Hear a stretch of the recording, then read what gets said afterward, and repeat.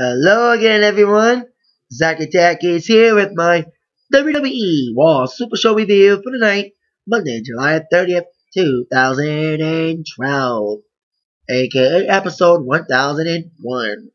My thoughts on Raw 1001: a little better than Raw 1000, a little bit more action tonight. We had 8 matches tonight, a little bit, I think like 2 or 3 squashes. And it was pretty decent Raw, a little bit less segments tonight, but like I said, a little less talk, a lot more action tonight than Raw 1000, which included a couple matches being announced for SummerSlam, including WWE Championship match, a return of sorts from a suspended WWE superstar. But Raw was already on fire with a pre-show pyro incident. Now, before the show, as was reported on several websites, including WWE.com, there was a pre-show malfunction as they were doing a pyro test when the screens caught fire tonight. They had a delay letting people in, cutting short superstars from being taped, probably taped tomorrow during the SmackDown tapings. And even though the show ran on, half the set wasn't used, as you probably noticed during the taping of Raw tonight. Now, the 2 major screens on the side of the main Titantron stage were not used tonight. And of course, you noticed by not seeing Alberto enter this call tonight, and of course, not a lot of pyro this evening because of that pyro incident before the show. And now that the pre-show festivities were over, it was on to start the show with the WWE Champion, CM Punk, of course addressing his actions from last week. Of course, we all know what happened on last week's Raw 1000. CM Punk was facing John Cena for the WWE Championship, with Cena cashing in his Money in the Bank. Unfortunately for Cena, he lost the match, or he won the match by disqualification thanks to Big Show interfering, but became the first man to cash in Money in the Bank and lose, and not win the title. Even though Cena got screwed by Big Show, that wasn't the talk of the night. Rock came out later on to attack the Big Show during his post-match beatdown of John Cena, and then of course came CM Punk's heel turn, with him kicking The Rock and giving him a GTS. Like I said, not only teasing a heel turn, but also proposing a feud with The Rock. Of course, The Rock is supposed to face off against the WWE Champion, whoever that will be, at the Royal Rumble. Well, Punk is, of course, adamant on knowing that it'll be him at the Rumble facing The Rock, as we saw from our promo tonight. Although in the beginning he let his promo talk to Jerry Lawler about his comment he made at the end of Raw, the promo Punk made was mostly aimed at The Rock, about why he did what he did. He's a WWE champion. He should be the center of attention, not The Rock. That's what he did. What he did, because he said, Rock thinks the show's all about him. Well, it's not. It's all about me. I'm the champion. And I should get the spotlight. Well, I do agree with Punk on that point. As much as I love The Rock, and Rock's been one of my all-time favorites, Punk has a point. Rock shouldn't just come in and take the spotlight whenever he wants to. And especially with him getting an automatic title shot, and he's only wrestled like, what? 1 singles match in less than a year at WrestleMania? And only 1 little mini match before that at Survivor Series, teaming up with Cena against Miz and R-Truth? Seriously. I love The Rock and all, but if Rock does become WWE Champion at the Royal Rumble, it would not only spin the face of full-time guys like Punk, but also spin the face of full-time guys like Dolph Ziggler, Christian, Daniel Bryan, all these full-time guys who deserve the spot more than The Rock because they bust their ass every week, not just come in when they want to like The Rock. And I love The Rock, especially during the Attitude Era. I've been watching old Raws lately on YouTube and SmackDowns on YouTube from 2000 for Rock's glory days. But like I said, as much as I love The Rock, I don't like The Rock coming in and out. I love him coming in and out, but it shouldn't be involved in just major feuds when he's just a part-time, especially, like I said, getting a title shot at the Rumble against whoever the champion is. So I'm siding with Punk in this case. He does have a point. Punk should be the spotlight, not a guy who just comes in every once in a while when he wants to, when he feels like it, when he takes a break from making his movies. You know, if he was a full-time guy again, yes. But he's just a part-timer, like Jericho. So there you go. Now, after Punk was done talking about The Rock, here comes the Big Show, wanting Punk to somewhat thank him for helping him win the title again last week. Of course, Big Show interfered, causing disqualification for Punk retaining, screwing Cena. Big Show thanked me, Punk, yada yada yada. But here comes John Cena, coming out to beat the crap out of Big Show for a little bit of revenge after what happened last week, like I mentioned, Big Show screwing Cena. But here comes the new Raw GM, AJ, the new SmackDown GM to be named on SmackDown this Friday by Vince. So AJ came out declaring her first action as new Raw GM, making the main event between John Cena and The Big Show in a number one contenders match for the WWE Championship at SummerSlam. Well, I predicted an ending last week that would take place last week, but didn't. That kind of took place tonight on Raw, which I'll get to when I get to the main event. But we're a long way from that. After the first segment, it's on to our first match, which involved Alberto Del Rio, the number one contender, speaking of number one contenders, the number one contender for the World Championship at SummerSlam, took on the United States champion Santino Marella. Now, I thought this would be like a mini squash, like a 30-second squash, but it was a longer squash than I thought. It was like, 10 minutes? Longer than his match against Zack Ryder. Why didn't wrestle Rey Mysterio? Rey Mysterio wasn't even on Raw this week, but Santino tried his best against Alberto, tried his defense, but of course, Santino was like the others, a victim of the cross-arm breaker. Santino once again was targeted from the body on by Mr. Alberto. And Santino had the Cobra on when he was tapping to the cross-arm breaker, and Alberto whipped it off his hand, sending a big message to Sheamus with his victory over Santino. Pretty long match, pretty decent opener. I thought it'd be a little short, but longer than I expected. But like I said, Alberto Del Rio sending a message to Sheamus with his victory over Santino. Now, we had to wait a little while for our second match. So until then, we had another segment involving Brodus Clay coming out, dancing with his Funkadactyls. Vicky Guerrero interfered, trying to show her dance moves. Even I'm a better dancer than Vicky Guerrero. Vicky was kind of weak. But then that was interrupted by Hallelujah, Damien Sandow, the Mortar, should he say, after being attacked by DX last week. Ever since then, he's been on a little bit of a mean streak. He had a little bit of a mean streak on SmackDown, and he continued it tonight by attacking Brodus Clay following a replay of the DX clip from last week. Focusing on Brodus' legs before Brodus was supposed to wrestle. Who he was supposed to wrestle, we'll never know.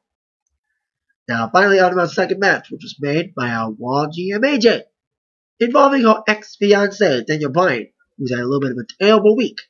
Getting dumped at the altar by AJ to find out that she's the new Raw GM, and possibly teasing a feud with Charlie Sheen, which is once again teased tonight, which I'll get to in a moment. Now, AJ was confronted by Daniel Bryan. Of course, Daniel was pacing around outside AJ's locker room waiting for her to return after making that main event match. And Daniel confronted AJ about leaving her at the altar, blah, blah, blah. And AJ made a match between Daniel and Sheamus. When Daniel asked, will it be for the title? AJ gave him a big bun by saying, no, no, no. So there you go. Even though the match would not be for the title, the match was a stipulation match as named by the fans through Raw Active on Twitter. They tweeted their vote and voted their choice on Twitter, and they tweeted the choice to be a street fight. So a street fight between Sheamus and Daniel Bryan. It was a pretty good street fight. Pretty decent spots with Sheamus getting knocked off the stage by Daniel Bryan. They used weapons pretty well for a TVPG street fight. It was a pretty good fight. Pretty back and forth match between Daniel and Sheamus. Pretty decent match from these two. Not their best match with these, but like I said, a decent matchup for the street fight. It ended with, of course, a pro kick by Sheamus on the steel steps to Daniel. 1, 2, 3. Sheamus wins, sending his own message to his number one contender, Alberto Del Rio. After the match, Daniel was, of course, laying in the ring, recovering from the match, and wouldn't leave until he saw a doctor. Well, he saw a different type of doctor. When Kofi Kingston was coming out for his match, he confronted Daniel, and of course he kind of kicked around the invisible Little Jimmy. And he wanted R-Truth to send him to a psych ward, to a psychological doctor. But AJ again turned the tables on Daniel, and AJ sent Daniel to the psych doctor. And he proved that Daniel's not insane, but like I said, just mentally disturbed right now. Mostly depressed. He's not. He's not unstable. He's depressed. That's my answer to the tout question he answered, even though I didn't answer directly on tout. Did it touted something about who's unstable? AJ or Daniel. AJ's more unstable, but Daniel, like I said, Daniel's not unstable. He's depressed. So AJ's more unstable. But like I said, like everyone says, I did crazy chicks. So Daniel had to talk to the psych doctor a little later on, including botches that's shaped like a goat face. And of course, like I said, once again, they teased the Charlie Sheen feud again.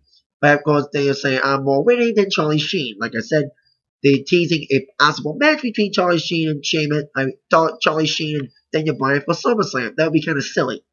To have Daniel Bryan go from being the world champion to having a big feud with Punk to now feuding against Charlie fucking Sheen.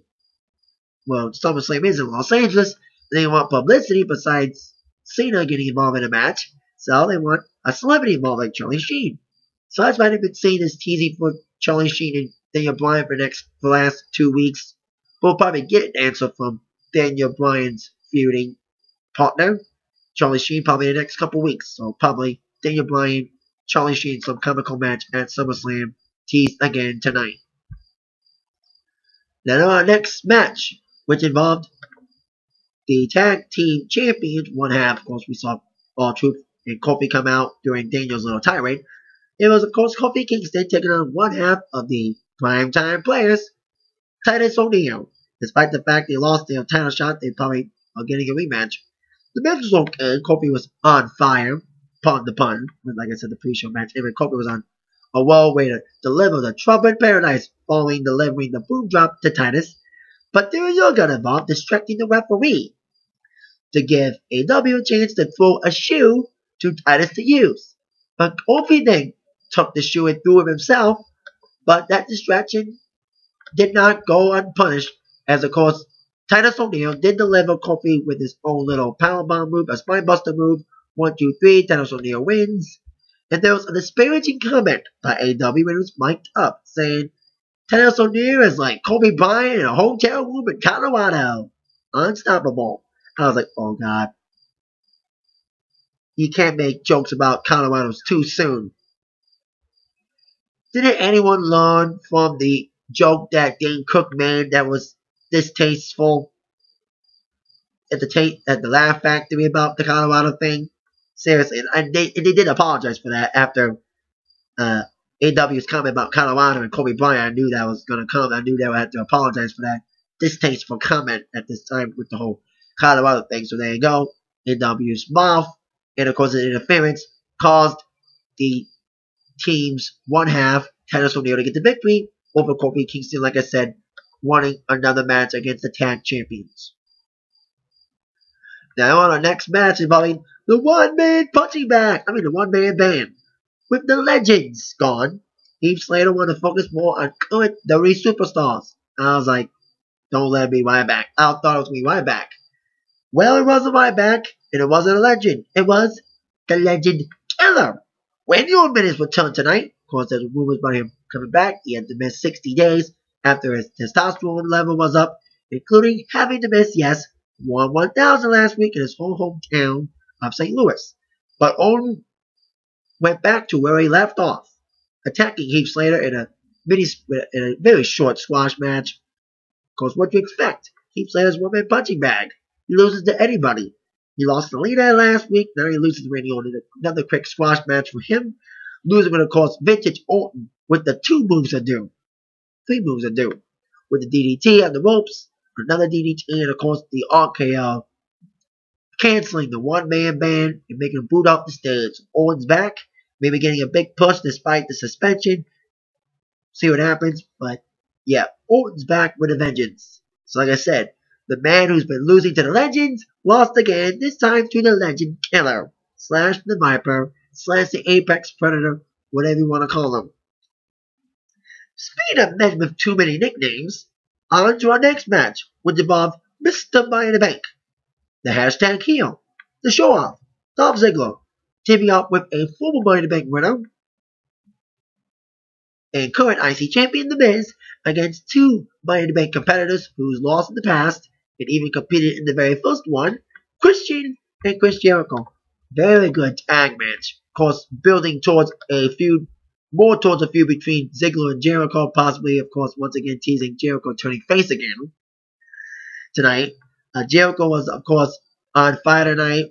So I have to use that term on fire. I'm sorry, man.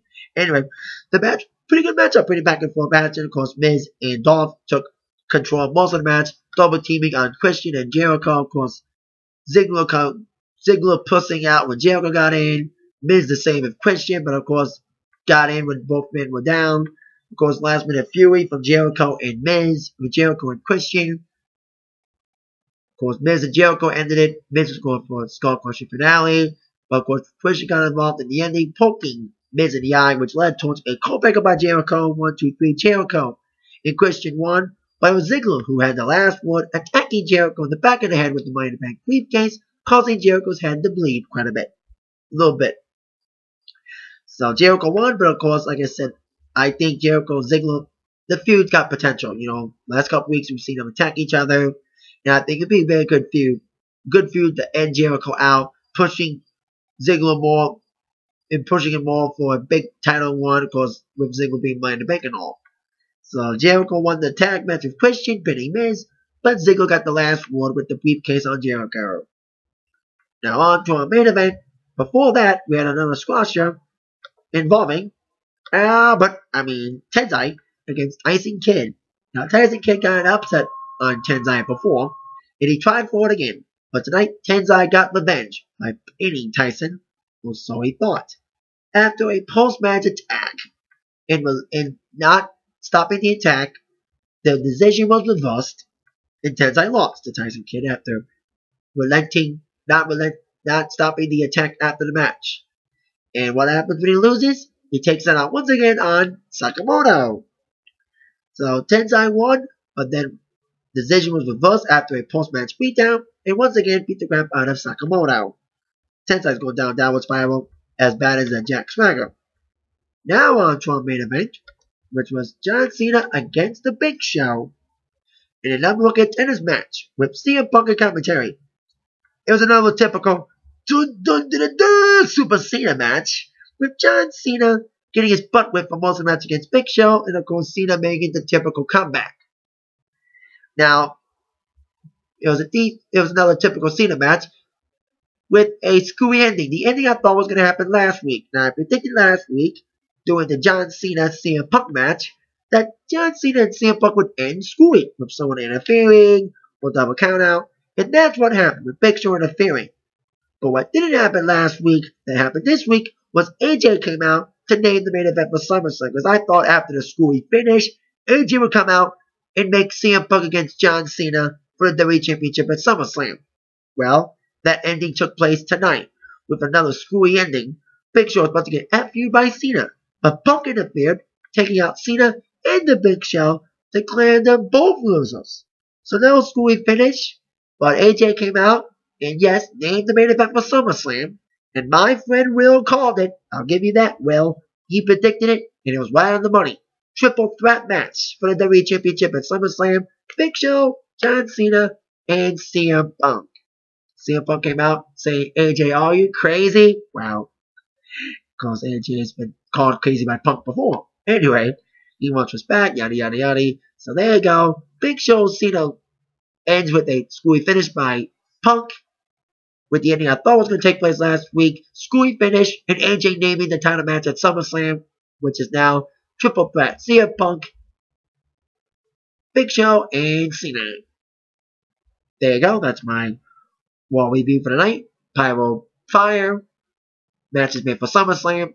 Alberto Sheamus declared officially with Brock Lesnar, Triple H, and of course Cena, Punk, and Big Show for the WWE Championship. Another two feuds teased even further, with of course the ongoing feud between Jericho and Ziggler, and Daniel Bryan and Charlie Sheen. Those two probably will take place at SummerSlam. A couple of silly things. Of course, Orton's return. That is it for my Raw Supershow review, episode 1001. Thank you all very much.